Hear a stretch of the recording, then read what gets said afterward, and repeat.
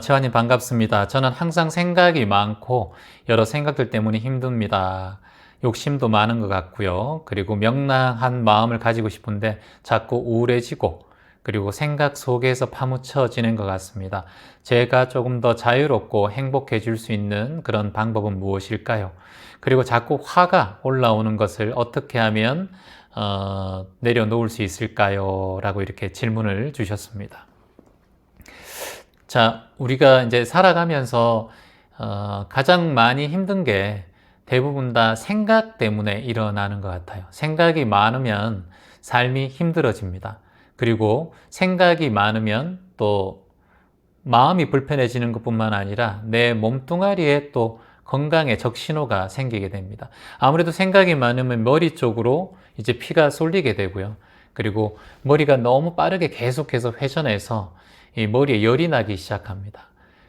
그래서 많은 생각을 하면 할수록 이제 혈액이 위쪽으로 쏠리게 되어 있어요. 그러다 보니까 두통이 생기고 머리가 지끈지끈 아프고 그러다 보니까 과부하가 걸리니까 머리 쪽에 더 많은 영향을 주게 되겠죠. 그래서 항상 우리가 지금 호흡을 하고 명상을 하는 이유도 머리로 향하고 있는 이 혈액순환을 아래로 이렇게 회전시키는 거, 그게 중요합니다. 그래서 지금 대학생분들과 저희가 함께하는 절수행, 스트레칭 절수행도 항상 이렇게 혈액순환을 위한 거라고 할 수 있어요. 그래서 생각이 한 곳에 이렇게 머리 쪽에 모이게 되면은 욕심이 동한다라고 해요. 욕심이 움직인다. 옛말로 말하면 대학생 정보 볼까요? 생각이 머리에 모이면 욕심이 동한다라는 말이 있습니다. 이게 뭐냐면 동이 움직일 동자잖아요. 그러니까 생각이 머리 쪽으로 자꾸 가면 욕심이 동하게 된다. 욕심이 움직이게 된다는 거예요. 욕심이 움직이면 집착이 되니까요. 집착이 내 삶을 더 괴롭게 하는 마음이 올라옵니다. 그래서 이 상황에서 생각을 한 곳으로 모이게 하는 것을 여러분에게 자꾸 저희가 호흡으로 집중해야 된다. 머리로 가니까 코끝에 집중해야 된다. 또는 손 집중 명상, 손바닥에 집중해야 된다. 또는 어깨, 그리고 가슴, 그리고 코끝, 그리고 또 명치끝, 또는 아랫배, 또는 단전에 집중해야 된다. 이런 얘기를 많이 하잖아요. 똑같습니다, 여러분. 자, 그래서 내가 지금 생각이 많아지면 욕심이 움직인다는 걸 꼭 기억하면 좋습니다. 근데 이게 우리가 생각이 자꾸 올라오잖아요. 생각을 누군가가 만드는 게 아니라 스스로 만드는 거예요.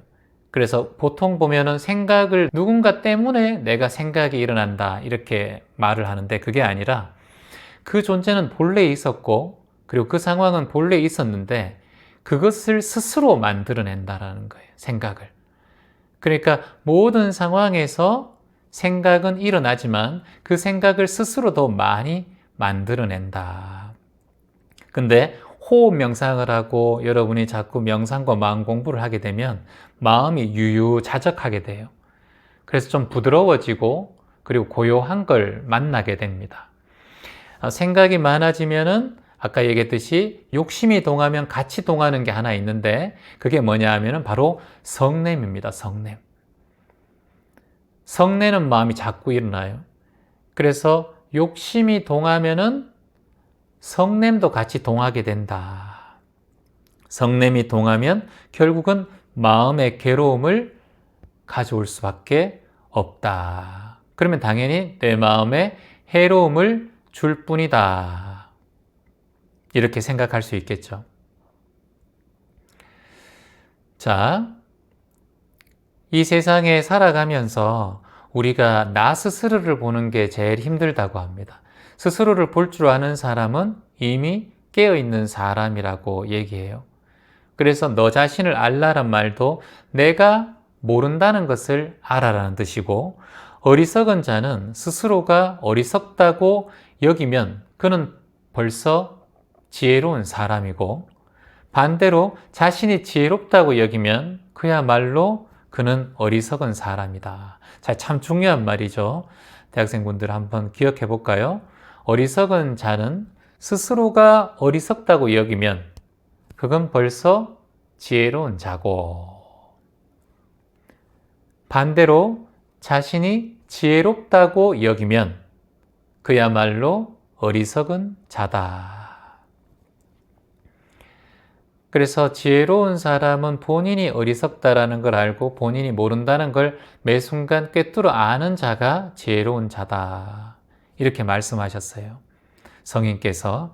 그래서 어리석은 자는 한평생 가까이 아무리 지혜로운 자를 섬겨도 숟가락이 이 국맛을 모르는 것처럼 알지 못하고, 슬기로운 지혜로운 사람은 잠깐 동안만 성인이나 어진 사람을 가까이 섬겨도 혀가 국맛을 알듯이 참다운 법을 깨닫게 된다라고 하셨어요.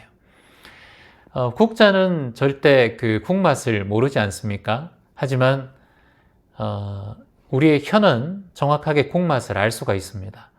국자를 아무리 국에다가 저어도, 숟가락을 저어도 숟가락은 그 국맛을 알지 못합니다. 하지만 이것을 우리의 입에, 혀에 딱 가져가면 바로 국맛을 알 수 있다는 거예요. 지혜로운 자는 어리석은 자의 아무런 어떠한 말에도 놀아나지 않습니다.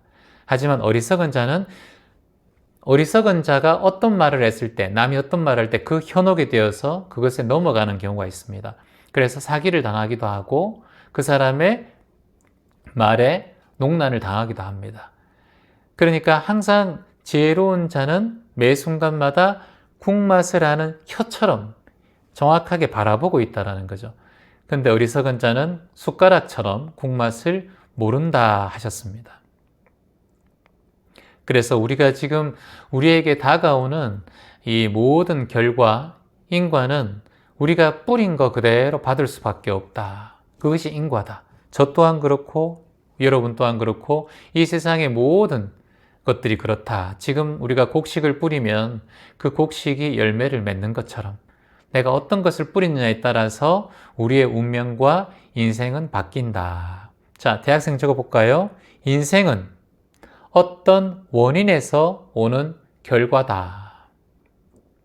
인생은 원인에서 오는 결과다. 운명도 똑같죠? 팔자도 똑같죠? 원인에서 오는 결과일 뿐이다.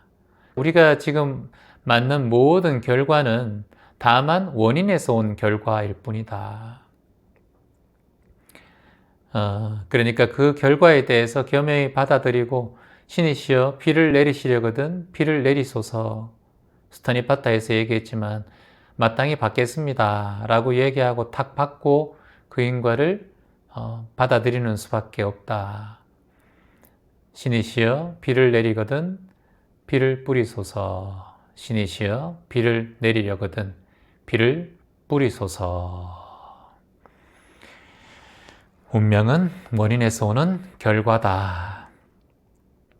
그러므로 그 결과에 대해서 불평불만할 필요 없습니다. 마땅히 받고 내가 자각하고 그리고 나 스스로 받아들이고 그것을 겸허히 헤쳐나가고 받아들일 수밖에 없어요. 고난과 역경이 찾아오면 그 역경을 받으면 되고 그리고 그 역경 속에서 절대 포기하지 말고 헤쳐나가셔야 합니다. 꼭 헤쳐나가셔야 합니다. 저는 한 사람을 원망하고 있습니다. 그 사람에 대해서 아무리 용서하려고 해도 용서가 되지 않습니다. 이 마음을 어떻게 다스려야 할까요? 대학생들 적어볼까요? 원망은 원망으로 인해서 끝날 수 없다라는 거예요. 원망은 원망으로 인해서 끝날 수 없다. 원망은 원망으로 인해서 끝날 수 없다. 참는 게 능사가 아닙니다. 참는 것은 참는 것으로 인해서 끝날 수도 없습니다. 마땅히 해야 할 일을 머무르지 않고 할 뿐이고 해결할 노력을 해서 그 해결을 실천해보고 그 실천 속에서 나에게 오는 것은 마땅히 받고 그리고 흘러갈 것은 흘러가게 만드는 게 수행자라고 할 수 있습니다. 원망을 풀 수 있는 것은 다른 게 아닙니다. 그 사람의 원망을 하지 말고 그 사람의 원망하는 마음을 알아차리고 내가 원망하는 마음을 매 순간마다 깨어있는 마음으로 지켜볼 뿐이에요. 근데 원망하는 마음이 잘 흘러가지 않습니다. 워낙 끈끈한 감정이기 때문에. 그래서 내가 지금 그 사람을 원망하는 마음이 생기면 그건 곧 나를 원망하는 마음이다. 그 사람이 아니라. 그래서 나를 원망하는 마음을 내 마음의 무의식에 심고 있는 과정이다라고 보시면 돼요. 그 원망의 씨앗을 내 마음 밭에 뿌린다는 거예요. 이해되시죠? 그래서 원망의 씨앗을 내 마음밭에 뿌려라. 뿌리면 그 원망의 열매를 내가 먹게 된다. 독을 뿌리면 독의 씨앗을, 독의 열매를 내가 먹게 되듯이. 그러니까 절대 여러분들께서는 원망의 마음을 뿌리면 안 된다는 겁니다. 그리고 또 비방의 마음도 뿌리면 안 됩니다. 비방의 마음. 상대방을 비방하는 마음. 원망하는 마음이 커지면 비방하게 됩니다. 그래서 비방하는 마음을 매 순간마다 알아차려야 된다. 사실 그대로 비방하는 마음을 알아차리자. 여러분 대학생 적어볼까요? 비방하거나 비방받지 않는 사람은 세상에 없다. 그러니까 세상의 사람들이, 우리가 저를 비롯해서 모든 인연들, 저도 똑같고요. 여러분도 똑같고, 사람으로 태어나서 누군가를 비방하지 않은 사람은 한 번도 없어요. 또한 비방을 받지 않은 사람도 없다라는 거예요. 그래서 이걸 풀이하자면 비방하거나 비방받지 않은 사람은 세상에 없다. 이게 진리입니다. 가능하면 하지 않으려고 애쓸 뿐이지 그 누구에도 해당이 안 돼요, 사실은. 그리고 또 반대로 대학생 적어볼까요? 세상에 비방만 받고 칭찬만 받는 사람도 지난 날에도 없었고 지금도 없고 앞으로도 없을 것이다 라는 거예요. 다시 한번, 이거 참 중요하죠. 세상에 비방만 받고 칭찬만 받는 사람, 이런 사람은 지난 날에도 없었고 지금도 없고 미래도 없다. 이건 뭐예요? 영원히 없을 것이다 라는 거예요. 그래서 세상에 비방만 받고 칭찬만 받는 사람은 지난 날에도 없었고 지금도 없고 앞으로도 없을 것이다. 여러분에게 누군가가 비방을 하고, 여러분에게 누군가가 시기 질투를 하고, 여러분에게 누군가가 욕 보이려고 하고 나쁜 말을 하더라도 그건 이 세상에 태어나면 받게 되는 것일 수밖에 없다라는 거예요. 그리고 오로지 칭찬만 받는 사람도 절대 없다라는 거예요. 이 세상 모든 사람들이 다 그렇다는 거예요. 여러분들이 공인들 보면 많은 사람들이 안티가 생기잖아요. 인기가 많을수록 안티가 더 많이 생기지 않습니까? 그거하고 똑같듯이 여러분들이 유명해지고 여러분들이 알려지고 하면 할수록, 유명한 연예인이 되면 될수록, 또 유명한 정치인이 되면 될수록 적도 더 많아지고, 그리고 뭐 털어서 먼지 안 나는 사람이 없잖아요, 세상에. 옛날에도 없었고 지금도 없고 앞으로도 없을 것이다. 이 말을 꼭 기억하고, 여러분들께서 모든 사람을 다 만족시키고 모든 사람에게 다 인정받으려고 할 수는 없습니다. 떠나는 인연은 과감하게 그냥 흘려보내시고 받아들이셔야 돼요. 그래야지만이 됩니다. 이거는 왜냐하면 다 받아들일 수 없기 때문이에요. 세상 자체가, 진리 자체가 그렇다라는 거예요. 여러분들에게 떠나시는 인연들, 여러분들 뭐 이혼을 하셨던, 또는 친구와의 어떤 배신을 통해서 여러 가지 인연을 통해서 떠나신 분들이 계시다면 이게 당연한 거다라고 마음 내셔야 돼요. 그리고 그분들을 미워하시면 절대 안 됩니다. 떠나신 분들을. 그분들에게 감사하고 그분들에게 배웠다. 그분들을 스승으로 여기는 마음.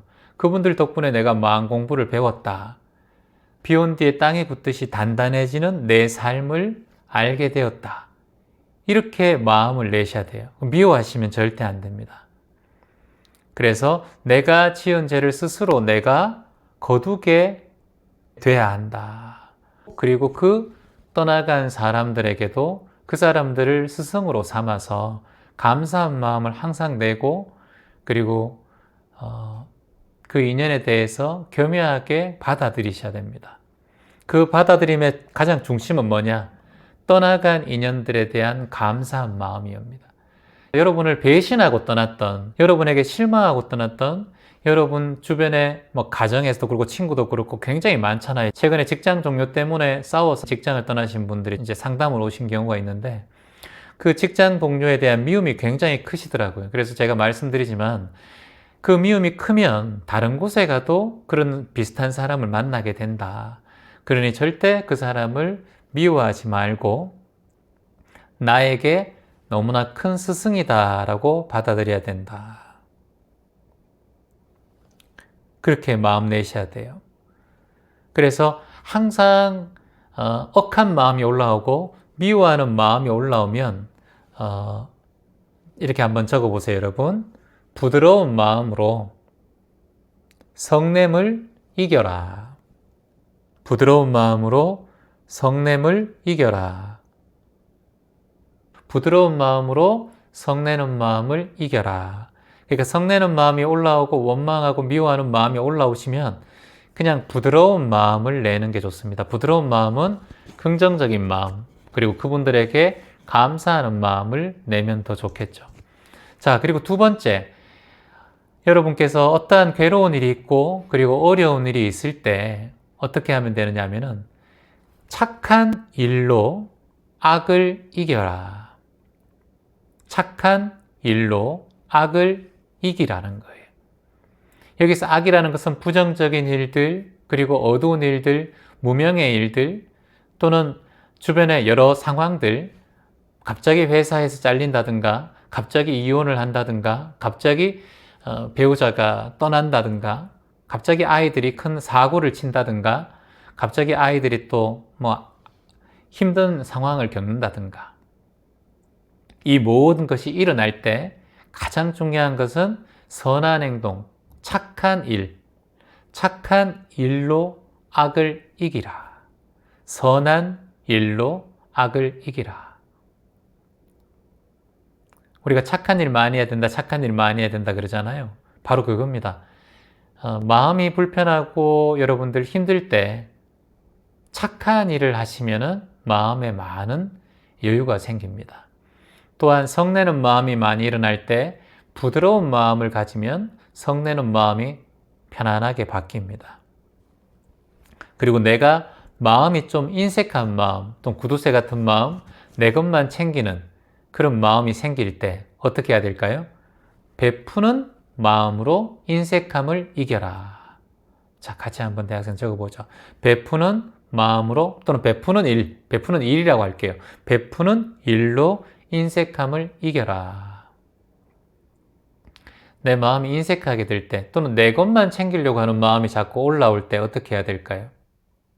세상에 봉사하는 마음으로 인색함을 이기라. 베푸는 일로 인색함을 이기라. 내가 자꾸 거짓을, 또는 내가 자꾸 마음에 불편한 마음이 있어요. 그러면은 하루하루 어떤 마음을 할 거예요? 진실한 마음으로 거짓을 이기라. 진실한 마음으로 거짓을 이기라 라고 할 수 있습니다. 그렇게 하다 보면은 우리가 마음이 굉장히 많이 깊게 됩니다. 마음이 깊다라는 것은 우리가 강물이나 이제 바다를 바라볼 때 물이 깊다라고 여길 때는 물이 맑다는 뜻입니다. 그래서 마음이 깊다라는 사람, 사람은 참 마음이 깊어. 이 말은 다른 말로 뭐냐면 마음이 맑아서 그 깊이를 볼 수 있다는 뜻이에요. 그래서 마음이 깊다라는 것은 곧 마음이 맑다라는 뜻이라고 합니다. 그래서 우리가 깊은 마음을 가지려면 항상 맑은 마음을 가져야 한다. 긍정적이고, 그리고 나누고, 그리고 수행정진하는 마음을 가지면 우리의 마음이 깊고 맑을 수 있다라고 보시면 됩니다. 희망입니다.